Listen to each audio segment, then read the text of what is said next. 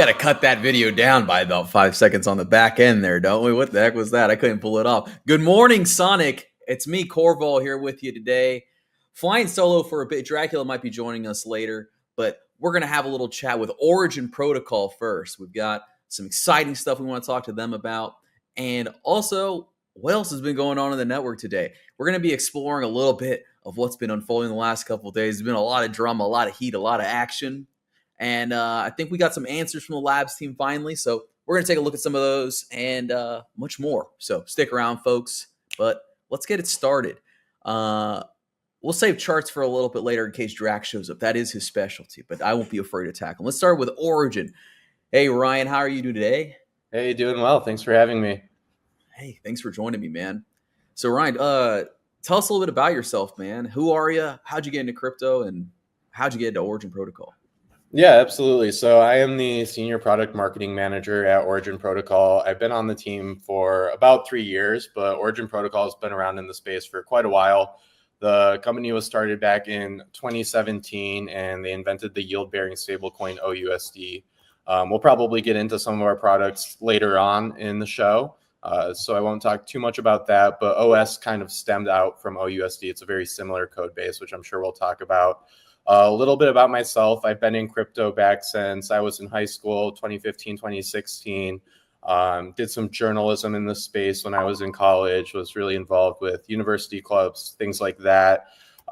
And my first job in crypto was at Benzinga, a media company. I was a journalist. I had a podcast similar to this one, and I ended up interviewing the Origin Protocol founders a few times on the podcast. So they invited me out to NFT NYC back in the day. I hit it off with the team. At that point, I was about to graduate college. I was looking to work directly in the industry. We hit it off, and then the next thing you know, I was on the team as a marketer. I've been there for 3 years now. We've launched many products, and most recently, we've launched on Sonic. Hell yeah, man. What a journey, dude. From in front of the camera to behind the camera to back in front of the camera again. That's fun, dude. Yeah. Very cool journey. So why Origin Protocol specifically? The yield bearing stablecoin is kind of like the core of the system, right? Where does the yield come from, Ryan? So the yield comes from, I guess it depends on which token we're talking about. So for OUSD, the yield comes from a few different DeFi strategies, all blue chip strategies on Compound, these sorts of like lending strategies, liquidity provision strategies on Curve. And users can deposit different stablecoins, DAI, USDC, USDT. DAI is now USDS, so it's actually USDS, USDT, and USDC. You can deposit any of those stablecoins, you get OUSD back, and then you're earning yield passively directly to your wallet. So if you're familiar with rebasing tokens, that's how all of our tokens work. So you're earning yield. You don't have to claim it in a user interface. You don't have to pay gas fees. It just goes directly to your wallet. So OUSD is a little bit different because it's actually earning yield from DeFi strategies, whereas with OETH and OS, those yields come from liquid staking rewards. So our flagship token is on Ethereum, it's OETH, and then our Sonic liquid staking token is OS. So those are earning staking rewards. We have a couple other mechanisms to juice those APYs. For one, on base, we have Super OETH. The APYs get juiced through liquidity provision strategies. But then with OETH and OS, they work very, very similarly. You're basically only earning these staking rewards, but you're getting those juiced by our rebasing dynamic. So the people that use, let's just use OS since OETH and OS both work very similarly. The people that use OS in DeFi are earning DeFi yields through Pendle, through money markets, through providing liquidity. And in a lot of those cases, they're not actually earning the staking rewards if they're using the vanilla OS. So those staking rewards get concentrated and distributed to people that are passively holding OS. So that's how you get a bit of a yield boost on top of staking rewards. That said, there are DeFi users that earn both staking rewards and those DeFi yields. So we have wrapped versions of all of our tokens. So if you want to earn the staking rewards on top of DeFi yields, then typically those users use wrapped OS instead of OS. And instead of rebasing, it's a 4626 vault. So the balance increases in the token price. So instead of having one OS. If you're holding left OS and you're earning yield, it'll be worth 1.01, 1.02 S when you redeem. Wow, so this is some pretty diverse options here, right? You guys are getting yield every which way you guys can get it here. Let me throw up the site up on the screen here just so we have something else a little bit to look at, maybe demonstrate here. Let's let's talk about like the average Sonic user here. Like how are you guys, what are you guys targeting for them, right? Like what is the expected or desired user behavior here, right? And kind of let's talk about like what products are for who, right? Because you kind of listed a couple options there. So like going in the app here, because you guys, we talked a little bit about this ARM, right? I don't think we even covered this yet. There's all kinds of stuff here. So the typical user coming on here, what is your first push, Ryan, as the marketer here? Where was the first area we want to push him into? Yeah, absolutely. Good question. So for me, obviously, I have a bag of OGN. I would urge everybody to be getting OGN and staking it. But I guess it really depends on what your goals are, right? If you're looking to speculate on a value accrual token, you want to earn really high yield, then OGN is probably a good option. It's earning like 39% APY right now. And it's pretty interesting because none of that is coming from token emissions. We have no more inflation on OGN. The reason the staking yield is so high is because we just started buybacks on the token. So we're buying around $200,000 per week off the open market of OGN, and then we're distributing that to stakers. So if you're in the game of speculating on maybe more volatile currencies, OGN is a solid option. If you're looking at majors, maybe you have a big bag of ETH or a big bag of S, then you want to look at our liquid staking tokens. If you maybe don't want any volatility, then that's where OUSD comes in. It's pegged to the US dollar, and then you can earn stablecoin denominated yield. So there's really options for everybody. Starting, I guess, with passive users, I would recommend, personally, I think the ARM is the best for passive users because it's kind of a set and forget sort of strategy. You LP to one of these vaults. We have two right now. The one on Ethereum is our ARM ETH vault, which is for staked ETH. And then we have the ARM on Sonic, which is for OS. So both of these are set and forget. You deposit S, you get more S out. Or you deposit ETH, you get more ETH out. And it's very low risk. There's really not much complexity here. The way the ARM works is it arbitrages LST prices. So when staked ETH falls off of peg, we buy it up off the market, and then we redeem it in Lido's redemption queue to redeem it 1-to-1 for ETH. So you can imagine we're buying it for 0.997 ETH, and then we're waiting 10 days for it to go through Lido's withdrawal queue, and then we're getting a full ETH back, which then goes back into the vault to repeat the process to earn yield. So it's a very, very low risk strategy. You're really only exposed to Lido's withdrawal queue. It's arguably more safe than just investing in an LST itself, and it can earn really good yield. So if you've been following along, I think it was Justin Sun, don't quote me on that, but I know there was a big staked ETH redemption recently, which made staked ETH kind of drift off of its peg slightly. So the yield you'll see is sort of volatile, especially with the staked ETH ARM, where right now we're earning 8 to 10%. Sometimes it drops down to 2%, but on average, it's earning a little bit more than what you would earn from an LST. It's a passive, very low risk strategy. And we're actually working on improving that. So when yields are low, the capital will get rehypothecated into lending markets. And that's already live for the Sonic ARM.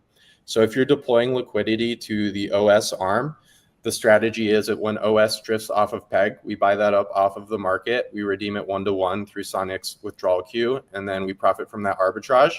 But in a lot of cases, OS is very close to peg. So there's not a huge arbitrage opportunity to be earning yield. And when the market is steady like that, the capital gets rehypothecated onto Silo finance. So your funds go over to Silo as lending collateral, and you're earning a base APY. That's why you're seeing right now there's 9.7% APY on the OS ARM, which is really solid for the risk you're taking on. And that's because when the market conditions are stable, you're still earning yield through Silo. Wow. Okay. Really cool. That's a lot of stuff there. So this is a pretty, well, it's running on a fairly simple strategy at its core, right? This very low risk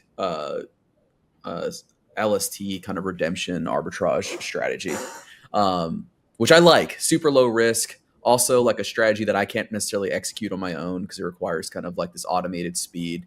so I can get this kind of exposure. And now this rehypothecation is also kind of interesting. That's probably the higher risk area of this, right? But still fairly low risk if you're just making deposits in a silo, which I'm sure is a very well capitalized market. Very cool, dude. Very cool. Now, we had a good question here regarding the buybacks for OGN. What is funding that 200,000 weekly buyback? Is that kind of just like the promo rate at the moment, or is there some kind of flywheel effect behind this?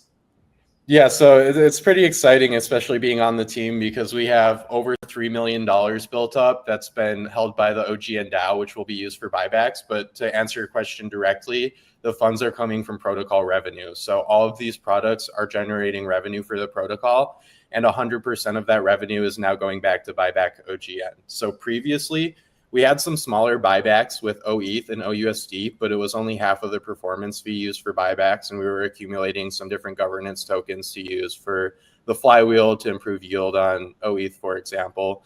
Now it's 100% of protocol revenue from every single product is going back to buyback OGN on the open market. So we saw buybacks increase almost tenfold from this upgrade, and we're really excited to be continuing this in perpetuity. But this is also getting boosted, not super short term, but for probably the next 12 months or so, there is going to be a boost to buybacks because of the DAO assets that we've accumulated. So back in June, Origin passed two proposals through the DAO. The first one was to increase buybacks to use 100% all protocol revenue that we generate is now going back to buyback OGN. And then there was a follow-up proposal that said, hey, we have all these DAO assets. Most of these DAO assets came from revenue we've generated over the past year. We have like $3 million of all these different tokens, a lot of ETH, a lot of Super OETH. We got a really big Morpho airdrop because we've been involved with Morpho since pretty much day one. Why don't we just use all of those assets to buy back OGN? So that proposal passed. We ended up getting around, I think, $1 million of OUSD and then probably closer to $2.5 million of OETH now that ETH is up. So we're earning yield on these assets while we're doing these buybacks. We have over $3 million to use on top of protocol revenue. So we're kind of seeing where APYs land, getting a feel for what that sweet spot is. But right now it's around $200,000 per week. We recently increased that, but there's a lot more money to be spending on OGN buybacks over the next 12 months. So pretty excited for that. And like I kind of alluded to earlier, really high staking APYs without inflation. Like many other governance tokens, we did have a staking program that was issued in OGN, and that just kind of came from the treasury, right? And that's what you see usually when you get double-digit APYs on staking a governance token, is it's coming from some treasury or some allocation that's putting more OGN into circulation. Now this is the exact opposite. We're buying OGN off of the open market. We're distributing it to the people that are locking their OGN for the long term. So this is a huge improvement for OGN's tokenomics. I'm excited to see how it plays out. Interesting. Okay, so that kind of addresses Fallout Zone's question here, what you're doing with the buyback. So you're distributing it to the longest staking people, which, makes sense, right? Like, also less likely to dump it if they're so invested on the long-term scale. Probably, yeah, that answers your question right away, dude. Good job, Ryan. This guy's a professional at broadcasting, dude. He wove the answer into his early explanation. Okay, really cool. So now you said another thing you said there that kind of stuck out to me was the governance proposal passed to turn 100% of the revenue from fees to, was that right, to buybacks? Yep. So That's right. how do you guys fund the team then in development if it's not from the protocol? Yeah, absolutely. So the team does have a allocation to OGN, which they can earn staking rewards on. So I think that's kind of the long-term sustainable goal, is to have this big OGN bag, which hopefully appreciates a lot in value. And then we're also earning good yield on it. But we were also funded by some really big VCs back in the day, Pantera Capital, Spartan Group, some others. We raised, I think, $38 million back in 2017. And we've been really strategic with our treasury. We've made some really good investments into some of the top DeFi protocols on Ethereum, got in early stage. So even though we've been around 7 years, we have pretty much the same capital that we raised with now after all of this time.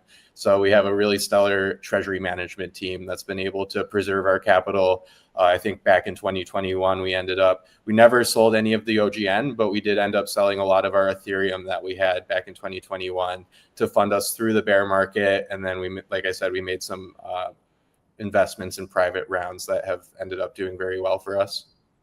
Incredible. This is awesome. Okay, so it sounds like you guys are just like, I mean, look, maybe I'm just drinking the Kool-Aid here, but it sounds like you guys are a very well capitalized team that have made some pretty excellent business decisions over the last bear market to now.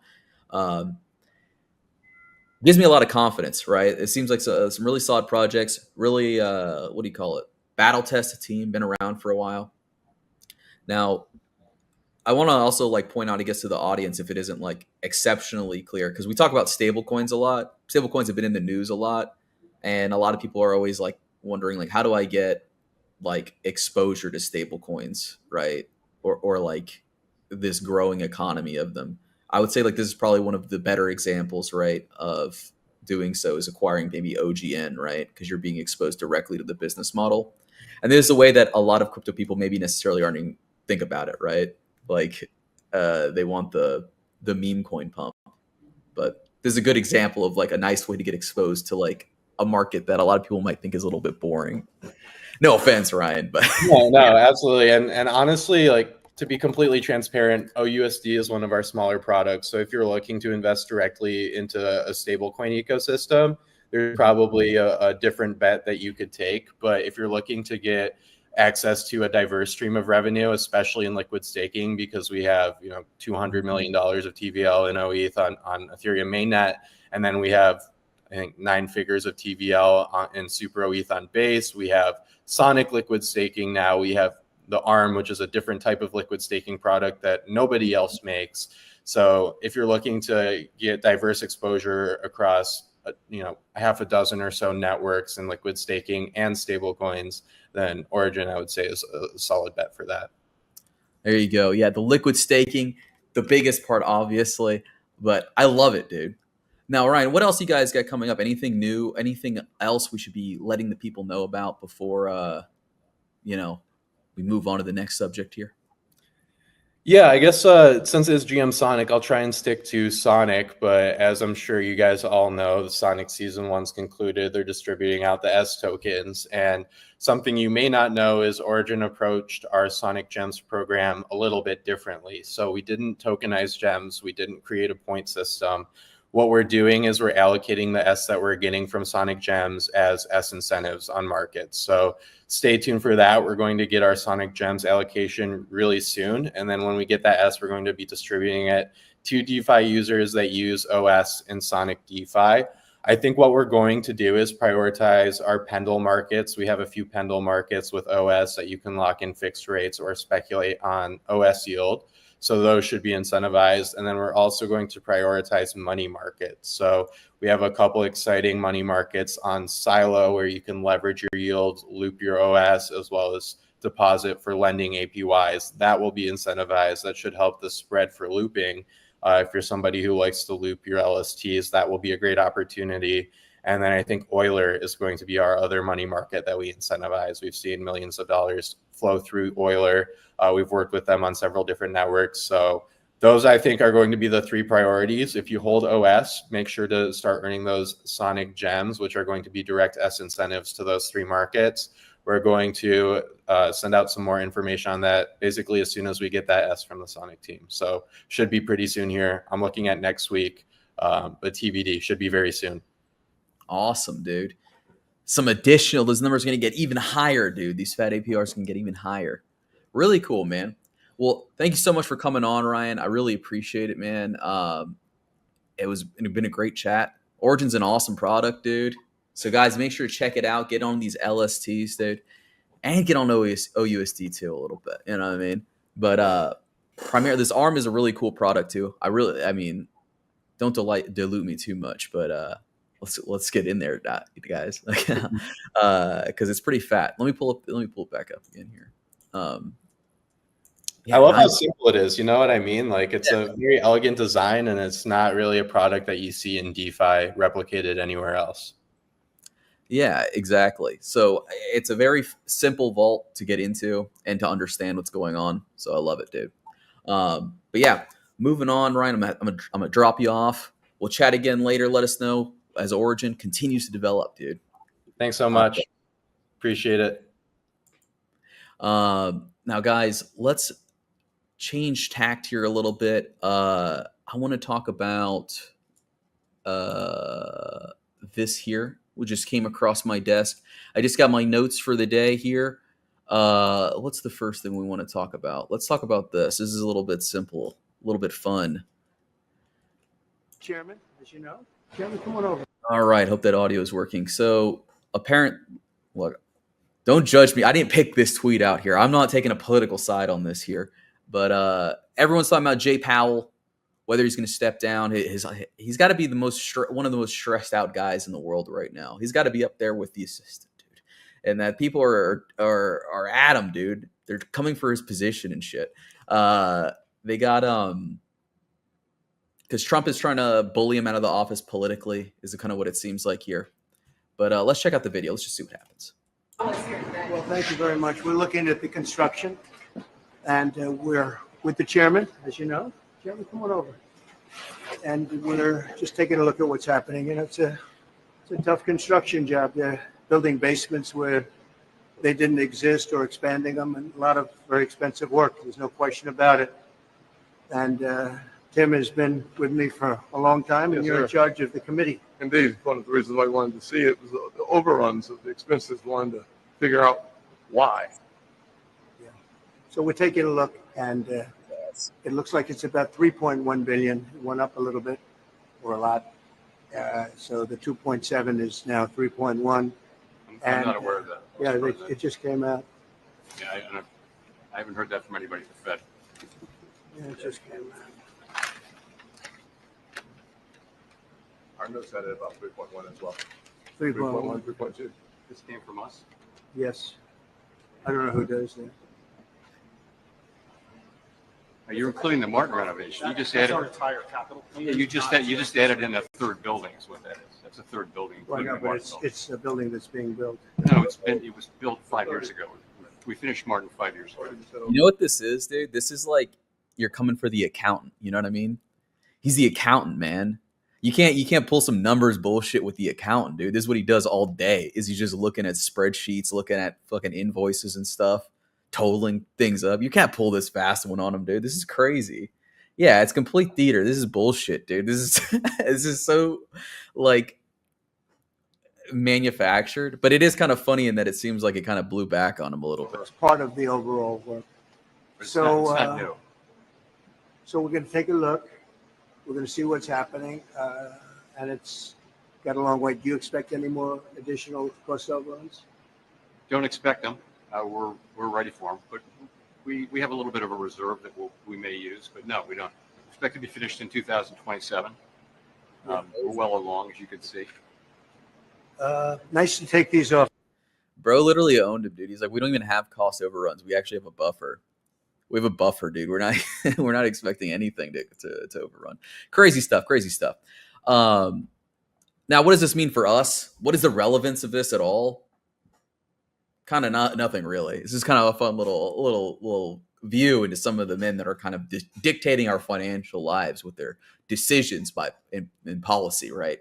I think it's true. A lot of people, I think Powell is like people are warming up to him quite a bit because it seems like he has this the steadiness that you would want from someone in this position.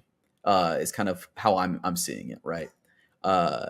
You want the head of the Fed, whether you like the Fed or hate the Fed, you want him to be kind of an even-keeled, calm, apolitical guy. And Powell seems to have been bucking the political pressures quite well by keeping the rates as high as they are, despite everyone demanding he bring them down. It's almost like he's given us our medicine in a way, I think is how a lot of people feel about it. Like, yeah, they would like everyone would like rates to go down. We want to see the market kind of explode, but we also kind of, happy that some guy is running it pretty, at least somewhat ethically, as much as maybe you can. Don't kill me for that. Okay, don't kill me. But I'm pretty sure that's my vibe. That's my personal opinion on it. Now, we got this other one here. 35 companies now hold at least 1,000 Bitcoin as corporate adoption booms. 35. That's a lot. That's okay. I wonder if they don't include nations in this either, right? 24, I expect a lot more than 34, actually. 30, more than 35. Yeah, you know what, Fall said he should raise them more, dude. He should raise them more, dude. Make it even harder out here, you know what I mean? They're going to debase the currency. They found other ways to debase the currency without the directly printing anymore now. They rehypothecate. Insane. So Fidelity's data was published shortly after Bitcoin flipped Amazon's $2.3 trillion market cap. We're the world's 5th largest asset by total valuation. Bitcoin is insane, dude. That's so huge. That's so huge. Saylor's going to be the richest guy to ever live. He's going to be richer than King Solomon, dude. Okay. Now, we got some other Sonic Eco news here. Fueling innovation with S. Through our Innovator Fund, we're actively deploying up to 200 million S to fund innovative ideas from DEXs to DeFi apps like Heian on AI. We're backing projects building fast and launching on Sonic. Okay, so now we got an Innovator Fund, 200 million S. No, don't do that. Zorg Black, you don't have a choice, dude. We've got to save the economy, bro. Let me move down to this corner here.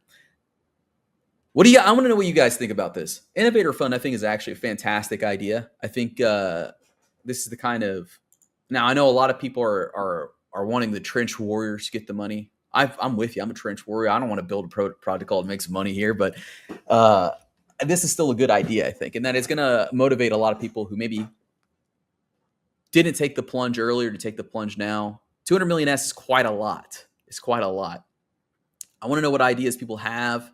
What they might be building here, especially considering that Spark is coming out and make it a lot easier to do development.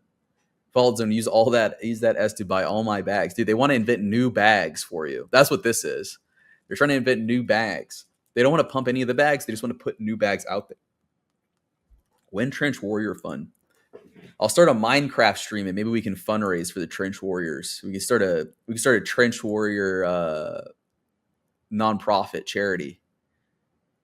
Yeah, for everyone who didn't get an airdrop, we'll start a charity.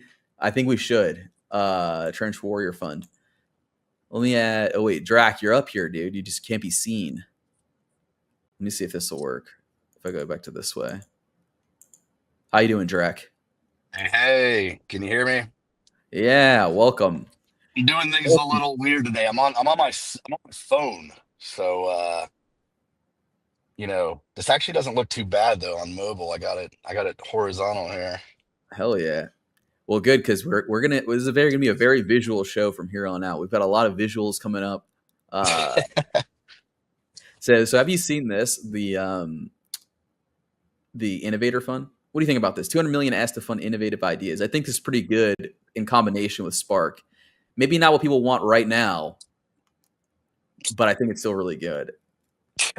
Yeah, I mean, I'm like way behind this morning because I've been running around since I got up, so I haven't even seen this yet.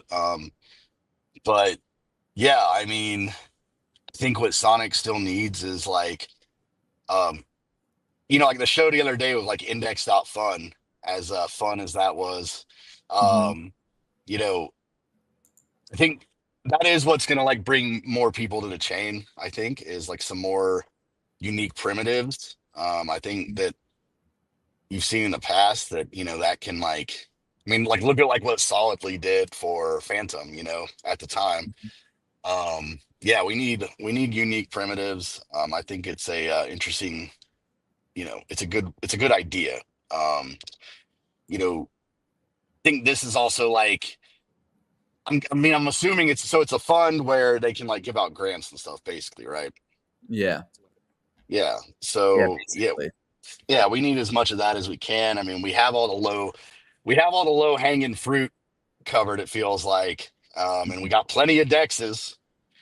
So yeah, no, I think that's an excellent idea, honestly. Oh yeah. Hell yeah. Mahogany brings up, they did announce this probably earlier, but I think I don't know if it's just now live, but I don't know. It came across my desk. It's what the research turned up. So I'm assuming that it's open now.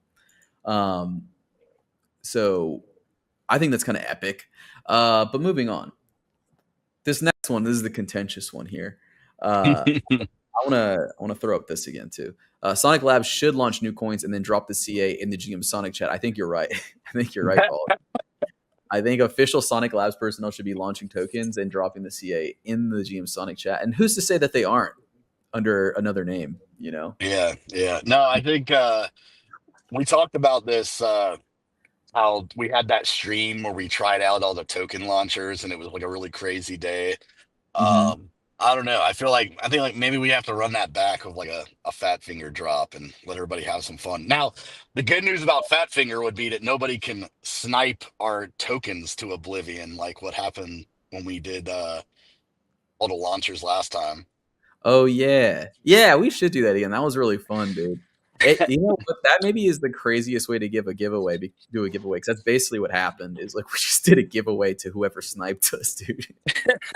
Like Yeah, they had a good day. very So crypto native way to do it. yeah. Uh, yeah, we should do that, dude. Let's do that Tuesday. We'll workshop a token. We'll build it live on stream and everything. Um, let's look at this. Well, wait, it's this one. I just didn't share the tab yet. This is the points. This is the Sonic Labs points post.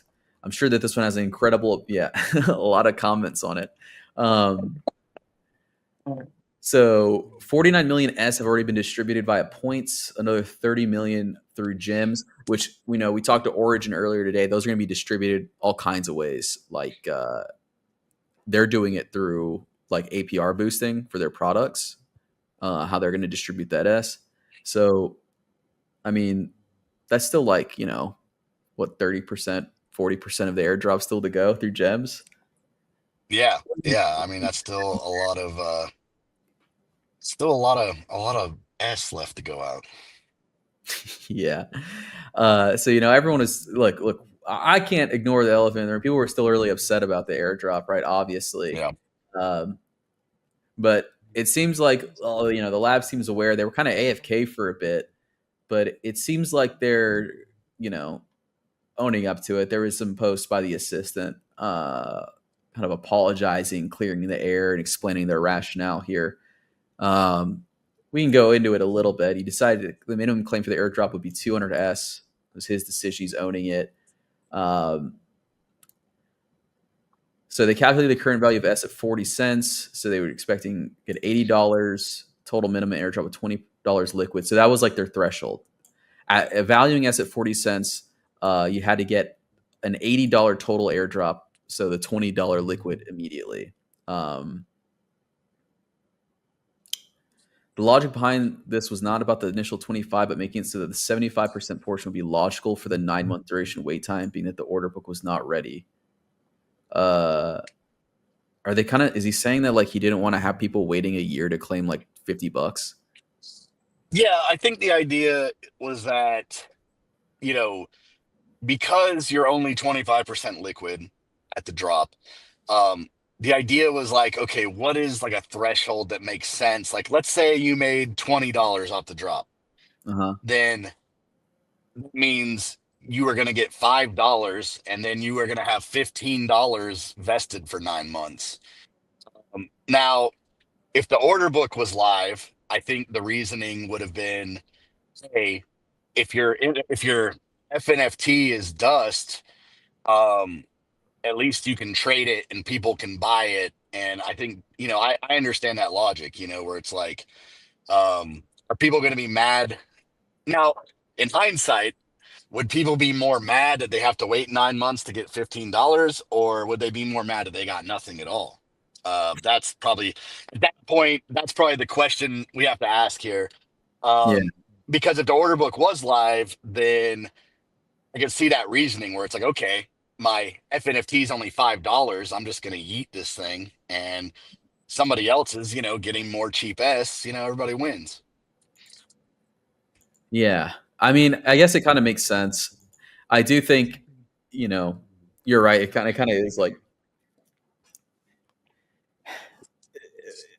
like it's like choosing the least worst option, but I think they chose the most worst option of the two bad options. Does that make sense? uh, Well, I think that, like I said, I understand the logic, I understand the mindset, but even if they got to sit on $15 for 9 months, then hey, let them. yeah. They've still put. I think a lot of this comes down to time and effort. Hmm. Um, like I think there's people that, of course, are upset they maybe didn't get 20, $30, $50, whatever.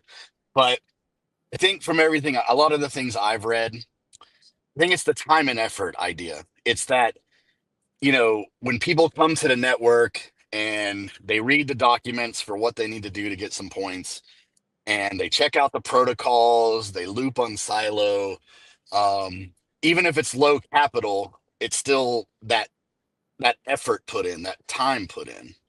Hmm. So I understand that. I think, you know what I mean? It's like I get the idea of like, oh, people might be mad that they only got $10 to they have to wait on, but you're still rewarding them for that time and effort they put in. Yeah. Yeah, you're right. I mean, it's that feeling of reward that's the most important here, right? Like that you didn't waste people's time. Now, we got people saying, I don't get why they farmed the airdrop, the Sonic team. I mean, I'm not on the Sonic team, so I can't really say why they farmed the airdrop, but I'm pretty sure they sold the allocation that they got, right? Like, or they burned it, not sold it. They burned the allocation. And a lot of people were upset about that because they think it should have just been distributed, right? Yeah. Which I totally get. Um, Hopefully those answers will materialize in time. Yeah, they burned. The only thing I've seen about that, Mhm. um, and I've never personally like worked on the back end of a airdrop before, so I can't like. There's a lot of things we talk about on the show where I actually know the technical in and out of it. I've never worked on an airdrop campaign, so I don't know like on the back end what that looks like, but I can say that I think it was like from what it was described as a technical issue. I think that they couldn't like they didn't want to put a blacklist function in the airdrop contracts. And I could be wrong on that, but I believe that's how I read it. Somebody made a comment somewhere that, you know, This, some guy here is kind of supporting what you're saying. He's saying it sounds like originally they said they would remove the wallets, but it like maybe their inability to do so, and this is what they figured would be like the next best way.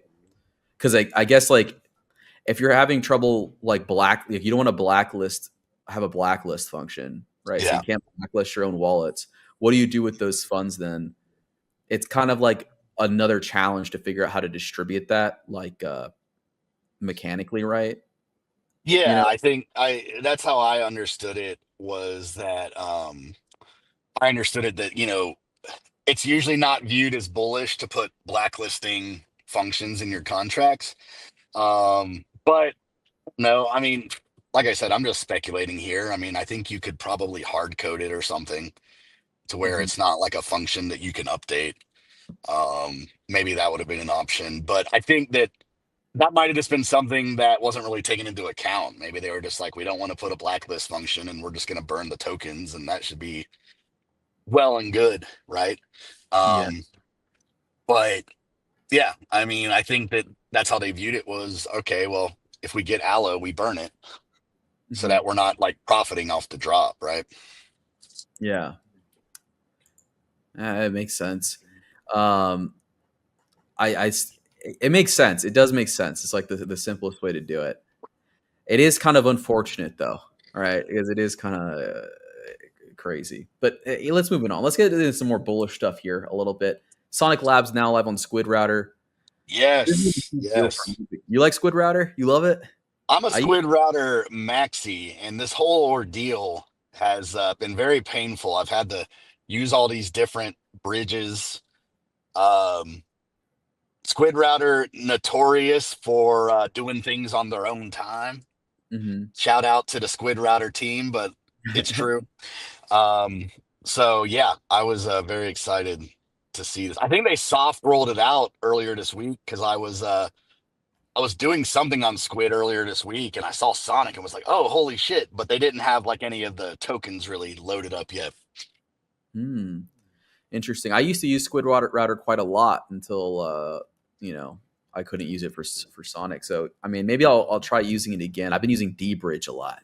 Yeah, and D-Bridge has been. I mean, it's fast. It's got a lot of options. Mhm.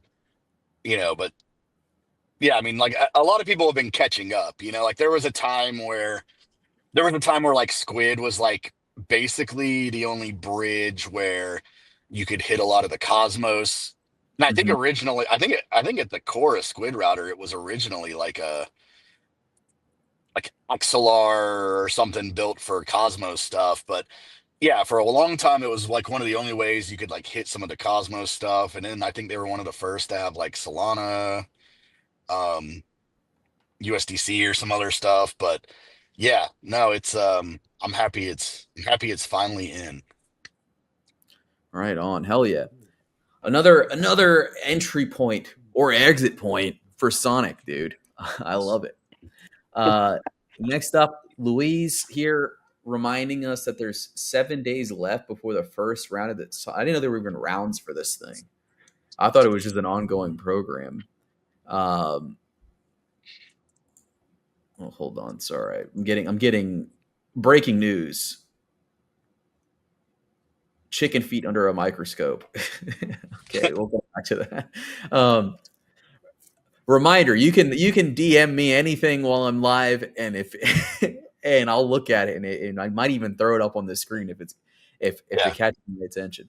we get Uh, this all the time. We get this all the time. Like people like sending us stuff while we're live. So yeah, you ever get anything cool or juicy, send it over. oh yeah, send it over, dude. This is citizen media, bro. Um, but yeah, don't miss out on getting your share of 100,000 S. Make sure to submit all your Sonic content in time using this form, and then join the Telegram group. Okay, where's the format? I want to see what they're doing here. I gotta get in the Telegram. Yo, Yeah, what? that's what we need is more. What we could really use a lot more AI slop on the timeline. Yeah, Like yeah, flood all the comments with more AI slop.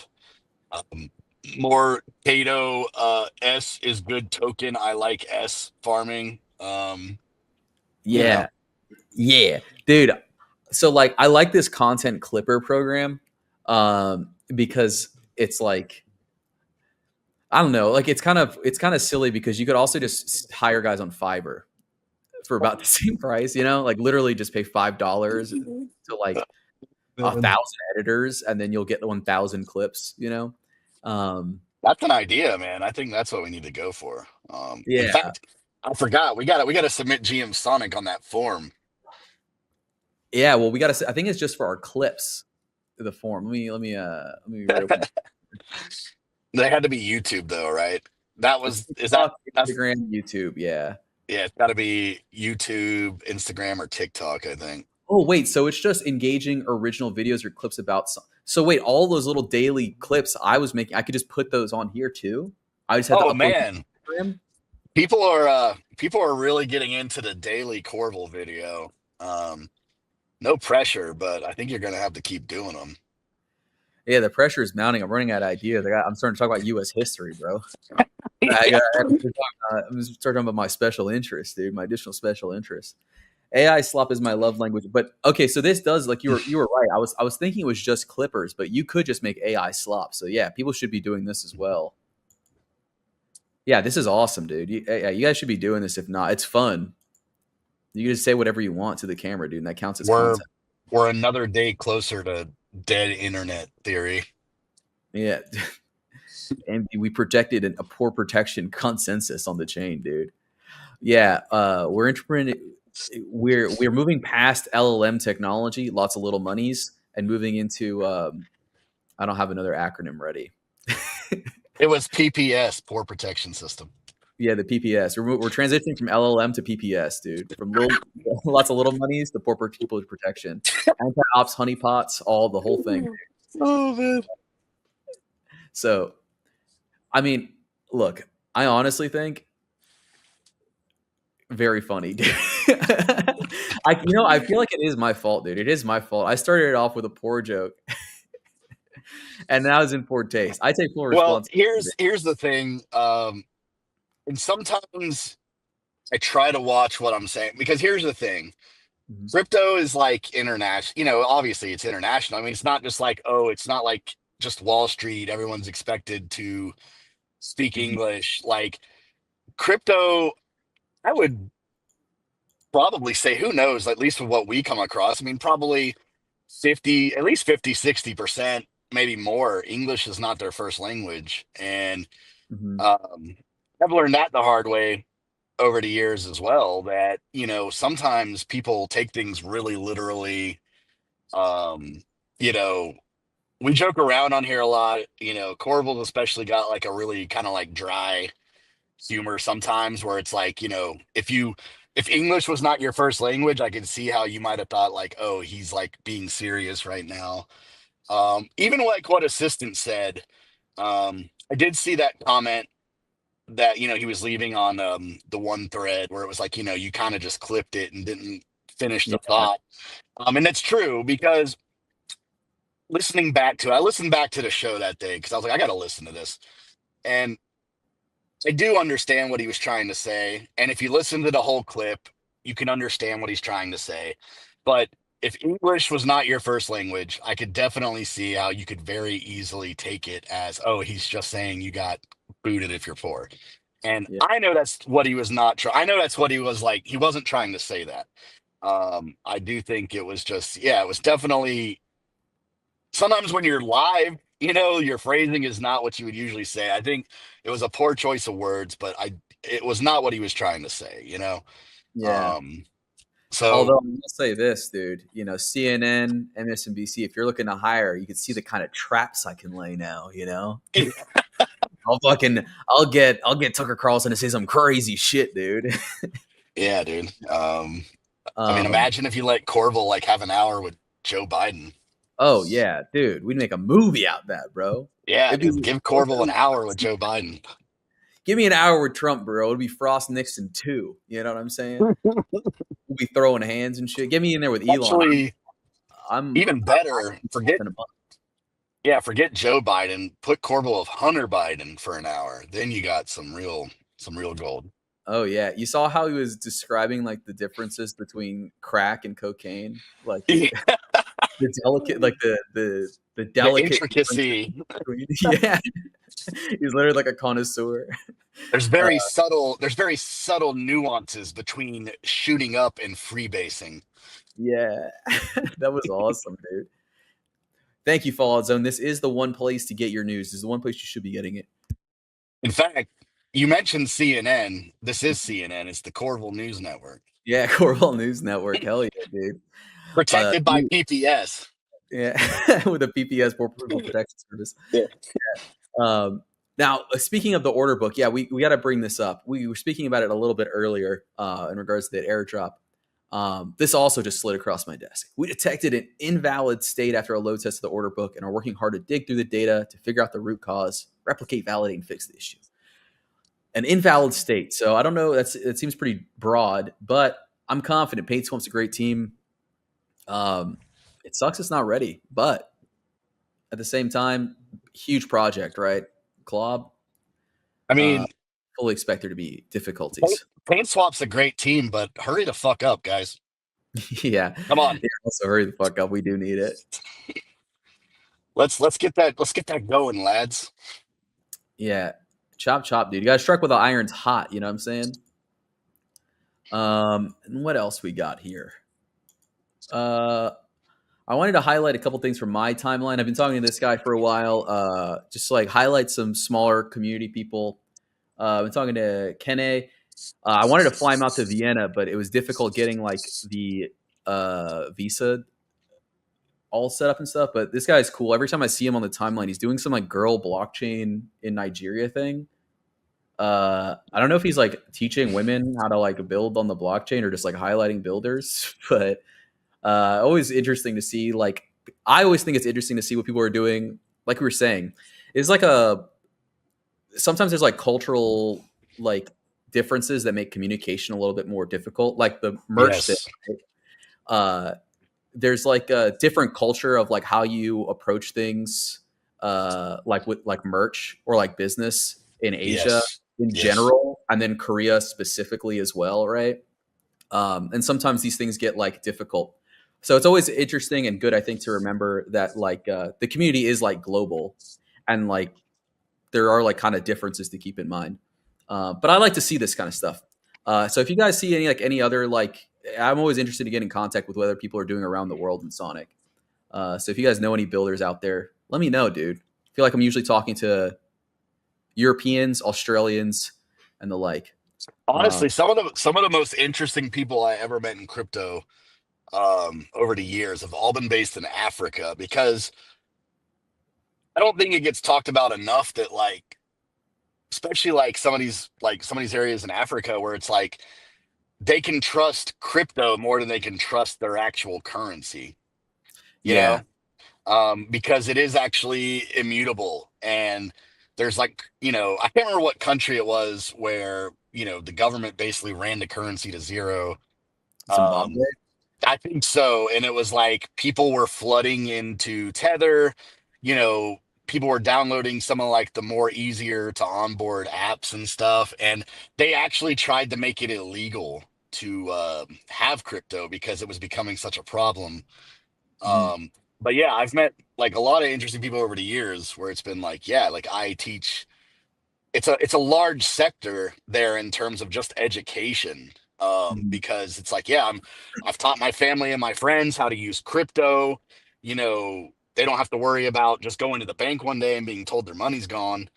It's like a large emerging area, like, and it actually has like the use case that started everything. It's people actually trying to, let the unbankable bank. You know what I mean?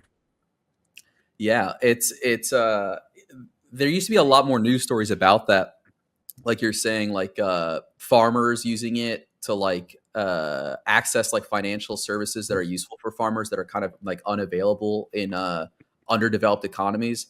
So like you think of like getting loans, right? Like we did getting loans for granted in a lot of the world, right? Like because but it does require like a certain level of trust in your financial system, right? Like you need to have a bank that can actually guarantee the value and everything. Yeah. So a lot of these regions kind of struggle, especially because they're remote, right? Like in rural areas where they maybe do have internet, but they don't have like access to like a brick and mortar bank, right? Yeah. Um, really cool stuff, and especially with the currency debasement, I think a lot of that has fallen out of the news because a lot of like the big drama that's been happening in the world, like wars and Yeah. American instability, and obviously we're based in America. Um, but yeah, I like Turkey. If you remember, like the lira was like dropping really hard, and I've met like a Yeah. lot of Turkish people in crypto, like builders and stuff that build like these innovative products and stuff. But it's like kind of out of a necessity too. It's kind of cool. Yeah. Unfortunate for local positions, but it's like this is kind of the point of crypto, right? Like to let people to access like markets that are more trust, like have a level of trust that maybe is not available locally. So. Yeah. And I mean, it's like when I tell this story all the time about whenever people would kind of like bash Tron, I Mhm. would always be like, I didn't realize like how important Tron actually was until I started building stuff. And so many people rely at this time, we're talking like, especially like 3, 4, 5 years ago, you know, people, it didn't make sense. People couldn't trade Tether on Ethereum. So when Tron started, letting people trade stables, um, back then especially, it was a huge deal. It was like because they could have USDT that they don't have to worry about, and the fees were cheap, and all that stuff. So yeah, like I remember like getting started being like, Tron was always kind of like a meme, like a punchline. Mhm. And but once I kind of got into that, because people would always be like, how does Tron have so much traffic? How does it have so much Mhm. whatever? Like, how does it make so many fees? And it was like, yeah, I mean, people are actually. actually using this, like a real use case, not just Yeah. like, having fun speculating. Like people are like actually using this for like they're putting their It's- paychecks directly on chain as soon as they can because they're scared about, the local currency and shit. Yeah, that's always been like a very like man, like that's always been like a super interesting question for me. I've always honestly thought about sometimes like well, if I could go into like a master's program to study this a little bit better because it's like how like the global economic like currency markets are going to interact with this, right? Because like in your example, if like I'm in Zimbabwe or something, right, where the currency is like debased to hell, like if you guys, I don't know if it still is, but I'm pretty sure it is. It's impossible to pull out of this. Like they had to start issuing dollar bills that were in the trillions, like $1 trillion bills, and you would still need like a sack full of it to buy like a bag of rice. You know what I mean? You Yeah. need like quintillions of I think Zimbabwe shillings to buy it. So like if you were getting paid in that currency and you're just losing pegs so fast, like your currency is so much more volatile than even like a meme token. Like putting it into Tron directly immediately is probably like a good call, or even Oh just yeah. having access to a USDC market, like being able to immediately go into dollars is something that a lot of people would not have had access to without crypto. You know? Yeah, and like I said, it was crazy because they were when they realized so many people were basically immediately off ramping, from their own currency. Yeah, I mean, I think it failed, but they were trying to like pass law. They were trying to like geo block like any apps they could, and yeah, they had made it temporarily at one point like illegal to basically like interact with crypto because of that. Yeah, that's kind of nuts, right? I think that's for a while. That's kind of what China's concern was. Remember when China was like really hot and cold with like crypto, like Yeah, banning every other week? I think it was like that. They were concerned about because like they're a large, sophisticated economy that runs on kind of like this having control over their currency. So they were kind of afraid of like losing that kind of control over the yeah, debasement and that value. Like notoriously in China, like if you're rich in China, the first thing you do is you buy like an apartment in like Manhattan or you yeah, buy a condo in Miami. Like they buy like property all over the world. Same with like Russia, a lot more unstable places. They buy like property everywhere to get like that stability. yeah. Uh, anyway, I'm getting like really crazy. I could talk about this for hours, dude. It's fast. But again, I want to point out too. Followed Zone had a good point here. Cardano was going to become the currency of Africa. LOL. Uh, I don't know how that went for them, but I would imagine, I think that's like, I don't know. It's a bold statement, right? Africa's a huge place, but it's also like, I think a lot of people go in with kind of bad intentions also when they're talking about that kind of stuff in that way. Yeah. Like, as in like, I'm going to extract, or like, I'm going to try and push this product on them. But I think a path to success would be, that's why like, I'm really excited about what Kenne was doing here. Teen girls in blockchain. He's like teaching teen girls how to get into blockchain, dude. Like, because this is like a grassroots kind of thing, and this allows them to build what they need without like us trying to sell them. So you know what I'm saying? Yeah. Like, Yeah. I'm not trying to tell them what's good for them. I'm giving them the tools, and they can kind of figure it out. It can create better value that way, I think. But moving on, I have this here. Equalizer organizing a mega space for next week. Where they're going to be talking about Equal and S. I wanted to highlight this. I saw this coming across my timeline. Also, we got Lady Mania from SwapX here. She wants to know our thoughts. Over the past month, there have been many raises on Sonic Labs. They've all Yeah. fought one way or another, or they didn't make soft cap or simply got wrecked post TGE. What is Mhm. going on here? Is Sonic poor? Are there competing eco loyalties, unrealistic caps? What do you think, Drek? I think when you raise on any chain, and I've had posts about this, timing is a lot when you release a product, and crypto is very. You could have like a really smoking hot product, and if your timing is bad, you're still just going uphill. It's an uphill battle. I think the raises I have seen, going back to spring, have just been very like unrealistic caps. Think you have to read the room, you have to know the audience, and I'm not trying to disparage anyone that has done a raise, but I feel like, yeah, like analyzing the actual market and like how your product will fit in the market, what the user base is like. These are all things that should like be heavily studied before you launch.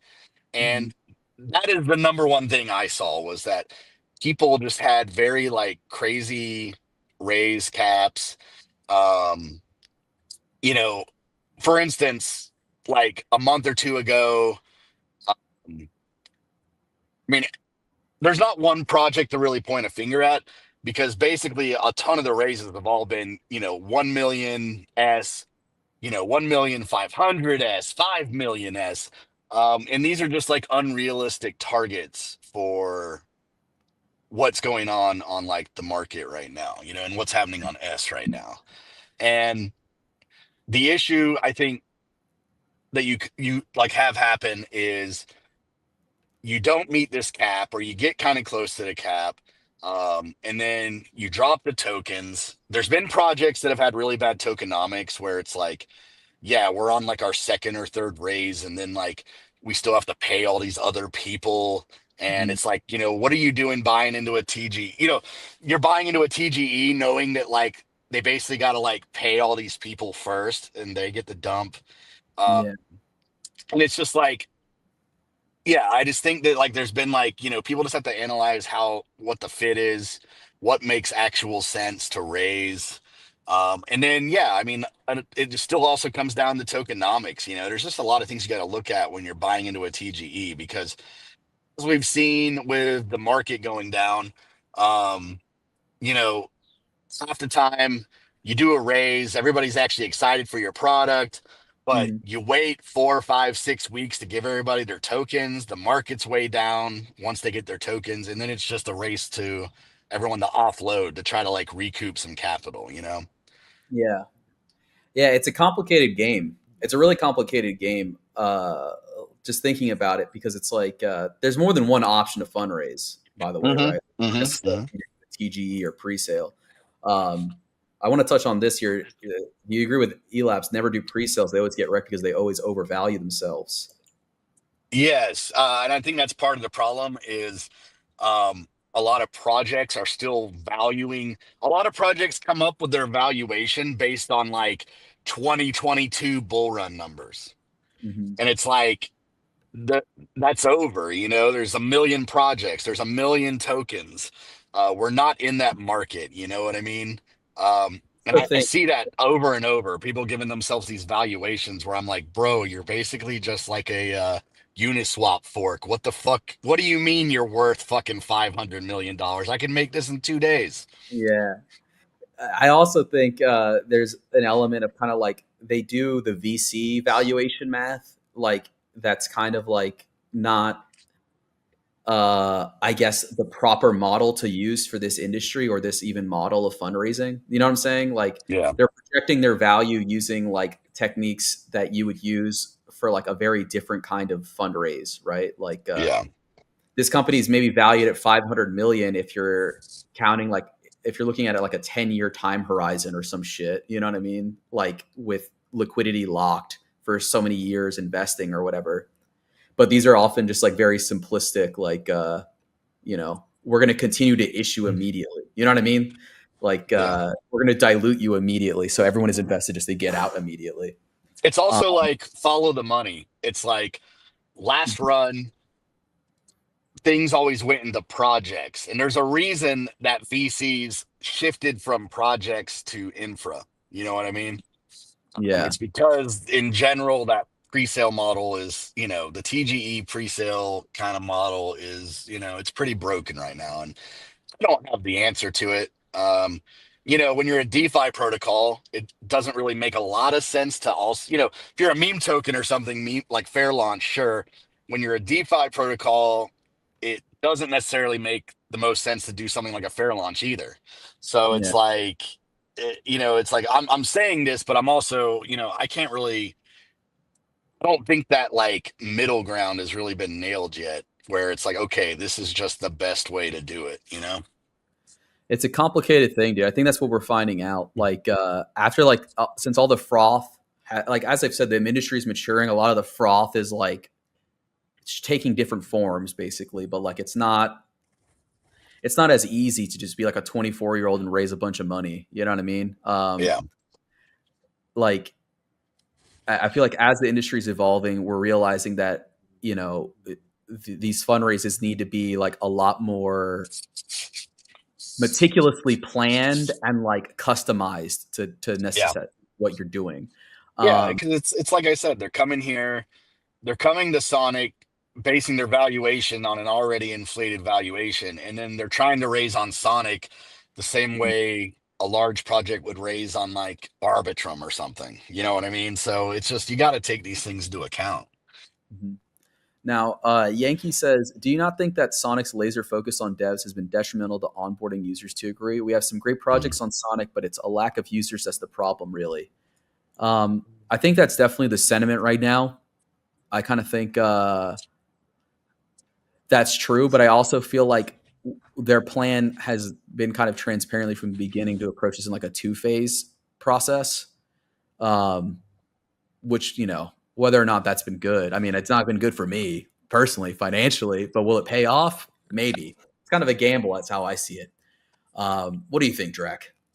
It's kind of hard to have that faith for a lot of people, I think, right now.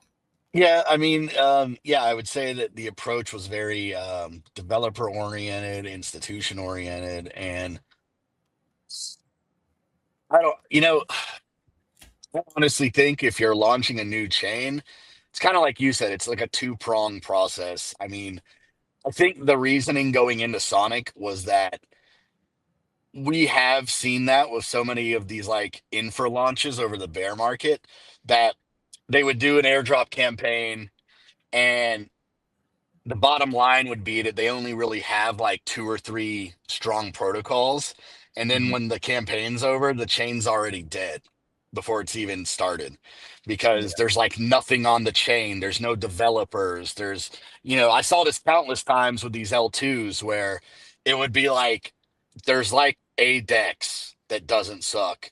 And that's like it. There's not lending, there's not like anything. So I think going in, it was a smart approach to be like, Mhm. we, if people are going to come here to like farm or like work on the airdrop, like we got to have like products on the chain, because that's, like I said, that's the number one thing I had seen happen is um, these new chains launching with just like, or like when you try to play catch up, that doesn't work either. Because I worked with a chain um, during the bear market where they kind of had that thing happen. They only had like one or two protocols when they launched, and they tried really hard to play catch up. They had the money. After the launch, they went full throttle. Like we're, incentivizing developers. We got grants, we got funds, and it was just already too late, you know? So I understand the idea of like, we got to hit the ground running with good projects, interesting projects, a lot of projects.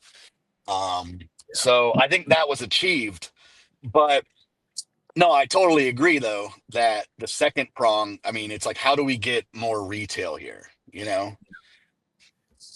Yeah, I think it's like a chicken and the egg problem kind of thing, right? Like you need the users and you need the like you need the projects, right? Like Yeah, and yeah. they bring each other.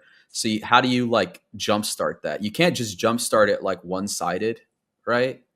But like the thing is like projects need time to like build and like develop, right? Like I Hmm. think this program has brought in a lot of interesting products like index.fun. I keep wanting to do like another stream about it because I feel like we didn't do it like enough justice because I'm still Yeah, thinking about it, right? Like it's a yeah, cool product and I think it's very distinct and unique, but like it takes time to build something like that and to get it started. um but like that team is only incentivized to come here if there's enough users here, right? yeah, And but there won't be enough users unless there's something interesting to do there. So it's like, yeah. you know, I mean, so look at our favorite competitor, yeah, Monad, who obviously about to I say, say I yeah, say competitor, their chain's still not live, but their approach obviously is retail first, right? Mhm. When the chain goes live, I'm sure it's going to go crazy. I mean, they got I'm the whole VC backing thing going as well, so it might end up like a Barachain launch kind of deal. But you can tell that obviously they've gone more of like a onboarding actual retail first. Yeah, I think it's like thinking about it a little bit more, and like after this experience on Sonic too, it kind of is making me a little bit more bullish on them, because thinking about it, it could go Barachain mode, right? Yeah. But I don't think they did the same like bonding thing that Barachain did, right? So like there might be less. I guess it depends on what the deals are with the VCs, right? But speaking like user wise and product wise, because they've had such a long time, it seems like they have like a lot of projects apparently like lined up and ready to be live immediately that are like functioning on their test net, right? So it could be good. It could be a solid launch for them. Um, but it's interesting to see this thesis play out. Case studies like this all over. Because thinking about your other examples, not to try and throw them under the bus or whatever, but I think of places like Scroll or whatever, where like, you know, they burn users on an airdrop because like there wasn't really anything to do there. You know, Yeah. uh, Elap says that memes that pump are the key to onboarding users. Volume, volume, volume, volume. Uh, yeah, I think that's definitely a very strong way to do it for sure. It's Um, but it's I think it's kind of hard to replicate at the same time because obviously Solana very popular to analyze. I mean, it's hard not to. But yeah, I think with Solana, it was like you had the mix of Phantom wallet making it like so easy for anybody to get money on chain. And then yeah, it was a mix of like you had Phantom and then the obviously Pump Fun and the meme meta and all that stuff. And it was just very easy for people to like get in, get involved. Um, every chain that I know of has like studied this, have tried to do kind of like their own version of it, and it's hard to replicate. But I do think at the end of it, I mean, memes are still like a very powerful onboarding tool. yeah, it's like you said, it's like that smoothness to get into it. That the casino of them is kind of like the key too. But also those green candles are also important because you know no one wants to go into a failing casino. No one wants to play fish game. Do you guys have fish game in where you are? I don't know if you guys know what fish game is, but in Florida, there's like really weird gambling laws, right? Like, it's like you have to be on like a reservation usually to go to a Mhm. casino. Um, and there, it's like weird because like it's like the reservation is like 5 minutes outside Miami or something. It's usually how they are. But there are also like areas like from where I'm from, North Florida. There's no casinos really. There's like poker rooms and stuff. But how they get around it is they have this thing called fish game, right? And it's like these seedy little casinos that open up, and it's so depressing. It'll be in like the towns, those little towns that are like just like a gas station. Yeah. It'll just be fish game is what it says on the side. And you go inside, and it's like those that game you would play as like a kid, that kids game where it's like the little fishing rod and it's got like a magnet on the end. You try to Yeah. catch. Yeah. It's that, but virtual, and these people play it for tokens and then they cash them out, and that's like how they get around gambling. Uh, Wow. I don't know why this is coming up to me, but there's something to that about like when you're building like a crypto casino or like any kind of crypto thing. I think like are you a fish game or not? Like, are you like this low value, like very extractive, like not a lot of effort into this, like just targeting gamblers, or are you making it like a fun experience? Yeah, that's Yeah. right. I mean, and That's the poker room. Best bet. Anyway, no, I was gonna say, kind of a testament to this is when Sonic did have like its first pop. I think that was around February or March. hmm And there was a lot of meme activity. All the big memes, not just the big memes, but like all the memes were having like accelerated activity. The bigger memes were especially having like loads of volume. Andre was, posting about THC and goggles and other stuff. And met so many people. I mean, double digits, where whether it was like a group chat I was in or getting a DM on X, so many people being like, how do I get money? They were from Solana. So they were saying, what do I do? How do I get to Sonic? I don't know how to like do any of this stuff.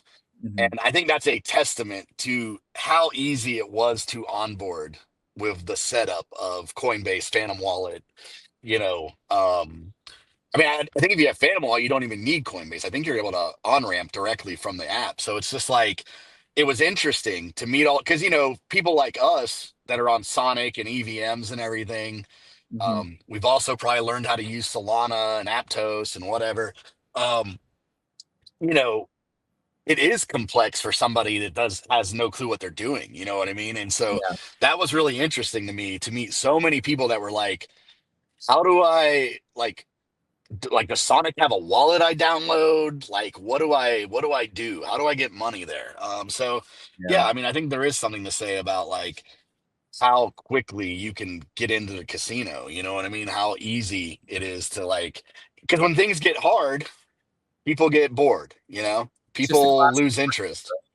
It's the classic marketing thing where it's like you don't want to make your product like difficult to access unless it's like what do you call it, luxury, right?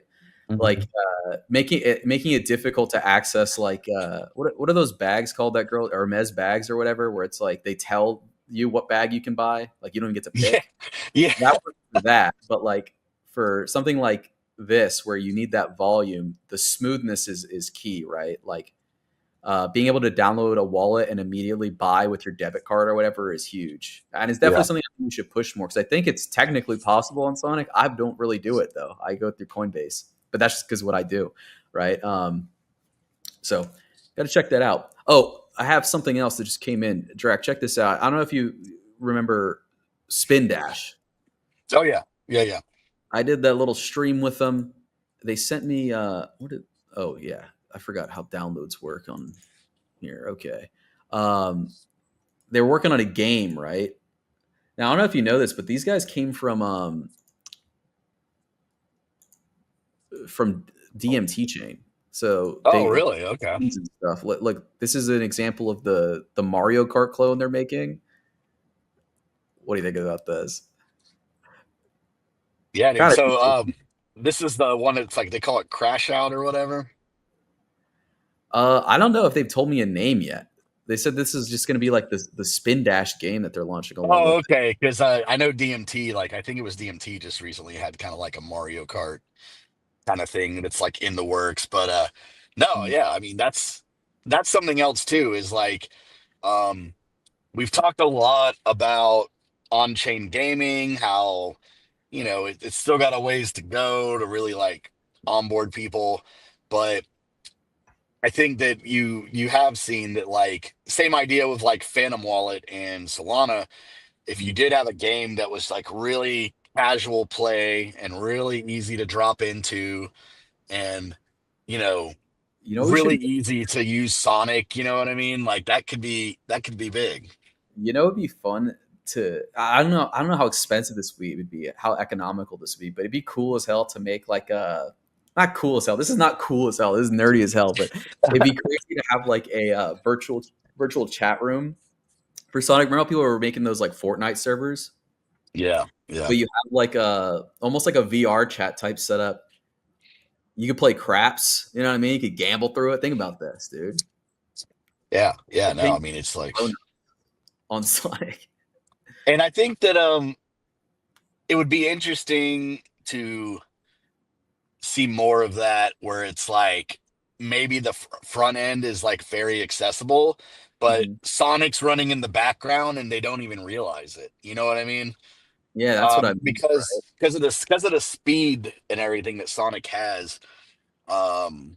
Like that's actually like something I'm like working on right now, is something that you can basically onboard with like a handful of chains, but no matter what, Sonic is actually running the like the actual like background layer. You know what I Oh, mean? Like it's all running off Sonic still. Um, so yeah, I mean there's lots of potential there. yeah. Like I'd like to see more of that. Yeah, to Fallout Zone here, this is what account abstraction enables. Like you wouldn't have to sign every action, right? It'd be hidden. Yeah. Uh, Yep. I don't know too much about the developing of that kind of stuff. I'm sure game development is really complicated. Uh, I, I dabbled very, very minimally, very, very briefly in it with a friend in college, and it gets like really, it's crazy when you think of like what a game is. Like fundamentally, it's like very like it's just to kill time, basically, right? Yeah. But how technically complicated they are is nuts. Like even just like a very simple shooting game. Um, Fate does not yet. Yeah, Fate does that now. It uses account abstraction. That's true. People forget about Fate. I should do a let's play of that a little bit. Catch my little Pokemon. Now, I don't know about how you're doing on time, Drac, but we hit the hour or whatever. So I guess our contractually obligated time is done. But let's take a little look at the charts here real quick because we haven't done that yet. Yeah, I'm on my phone, so I'm trying my best to like see what's on the screen here. Yeah, no worries. I understand it's small. I'm gonna try and verbally describe some of this here. Let me. Describe the So, chart to me. yeah, Tell me. we're down to 32.40. We're hovering around. We're bouncing around 32 cents. We wicked below to I Yeah. think just below like 29 briefly. I've got my hyperliquid position open on my left here. I'm also monitoring the situation here. You know what I mean?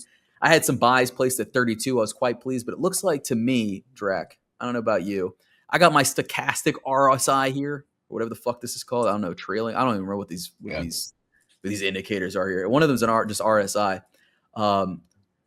We're heading to oversold, but not quite there yet. We dipped heavily on Saturday.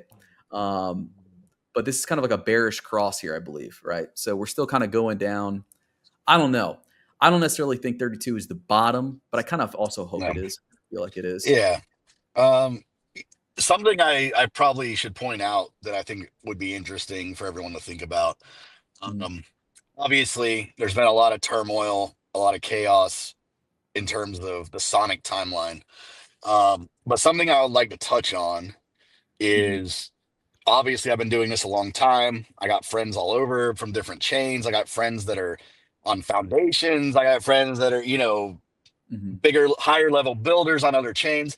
And there has been something that I've seen that's kind of like happened a few times, which is people that are outsiders have actually watched this and been like, actually kind of like, oh, I thought that thing would just dump as soon as the airdrop happened.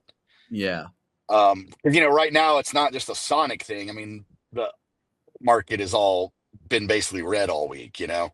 So this year. So if you want a little hopium, I've noticed that there have been people kind of monitoring the situation that have been like, hey, like this thing's actually performing pretty well considering they just did like a massive airdrop.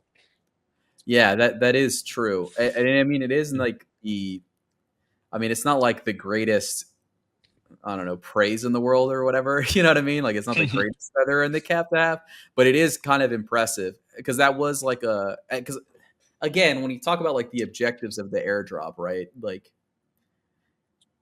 it was cruel and it's unfair, but it's also like the objective kind of was met because it seemed to be that was kind of the point of the design, right? Was to minimize dumpage, and it's kind of crazy that how much they managed to do so. Also interesting though because the airdrop did kind of come at kind of like a bottom here too, right? Like yeah. I mean, the airdrop didn't come out when we were like at $1 or $1.20. It's like we were already kind of bottomed out.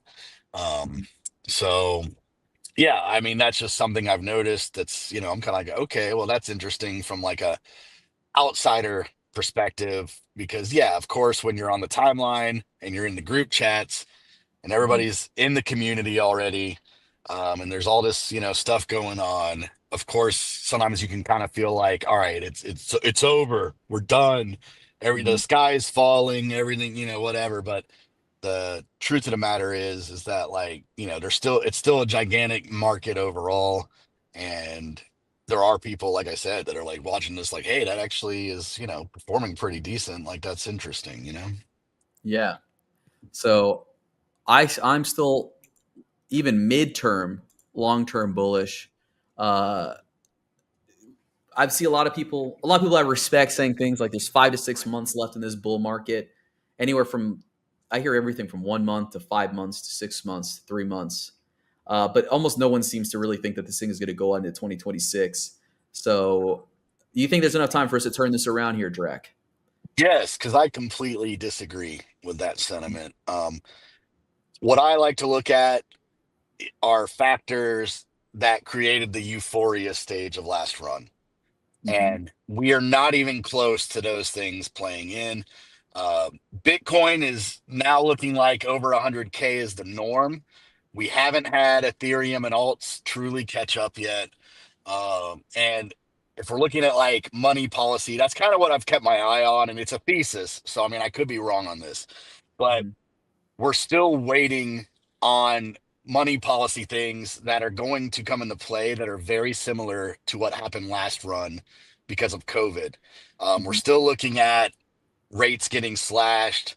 We're still looking at like quantitative easing. We're still looking at what's going to happen when banks finally have cheap money again and can go risk on. These things are probably not going to happen until 2026. So like I said, it's a thesis that I've kind of been basing a lot of this on, because, like I said, the stars are kind of aligning that you're going to have a lot of these things happening at the same time. And that is basically what, put the markets like in, like frothing at the mouth during COVID, like the last bull run. Um, so, no, if we necessarily get, oh, like, hey, it's going to be like alt season, but I don't think we're done yet. And I don't think we're close to being done yet. Hell yeah. I like that, dude. Not even close to being done yet. Um, which I think you're right. I think I think it was Taiki Mato who said this. It was like, make sure to take your profits if you're in other places. I mean, he's describing other places, right? Obviously, the things that are pumping like crazy. Uh, but he was saying like, what was that Wall Street psychology chart thing again? Um, Yeah, the chart that's like, like two stages, depression, despair. Yeah. yeah, two steps before euphoria. He was saying we're like in the optimism, belief stage, about to enter thrill. I think I think that's probably fairly accurate. Like I think people are now starting, like there are some people that are euphoric, but I think overall we're kind of just entering like, oh, this is really going to happen now, right? Like Bitcoin is Yeah. really up there.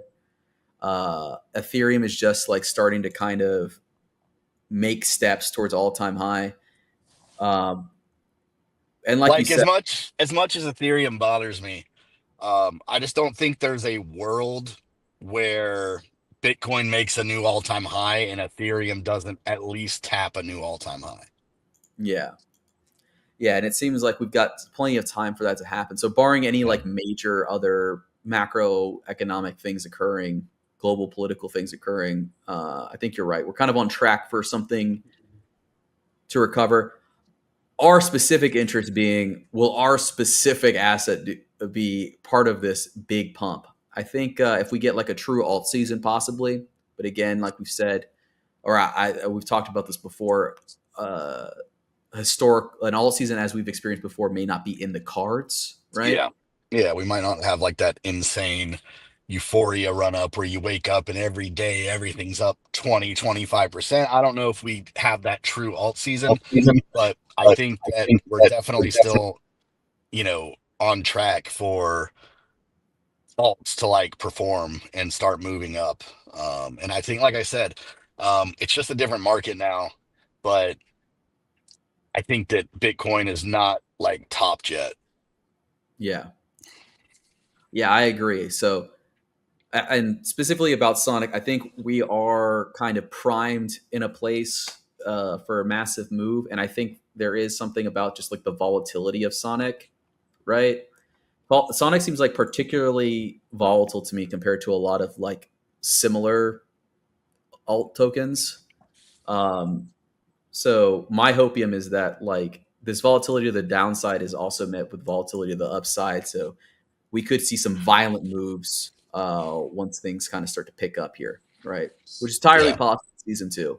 I know a lot of people are like really upset with how season one went. But if we do have, like you said, over 6 months, if people do fall, if season 2 doesn't generate enough traffic, the payouts from season 2 will. Does that make sense? Yeah, for sure. The smaller competition, less competition, so greater rewards. That's my hoping for the day, guys. S3 billion market cap by the end of the year. Godspeed. But yeah, that's about all I've got for the show. You got anything, Drac? Anything else we want to cover? Nope, that's it, man. I'm just chilling in my truck, man. Just sitting here on the phone, so I don't have anything exciting to report at the moment. So good times. Yeah. I want to say my DMs are blowing up with people asking me to help them with the airdrop. 8-Bit Sam Troll, dude. If you send me your wallet, I'm giving you. Yeah, but I love to see it, dude. Now, I kind of like all this energy in the ecosystem. So, but let's try to shill our bags here a little bit too. Okay, let's not let the FUD get to it too bad. Yeah. But I want to thank everyone for watching, for tuning in. It was a fun one. And be sure to also check out Origin Protocol. I misspoke earlier. I said great way to get exposure to stablecoins. Great way to get exposure to LSTs from a very experienced team. So yeah. And guys, take care. We'll see you Tuesday. Adios. We'll see you next week.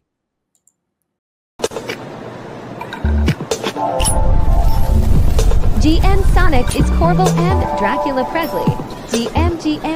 GM.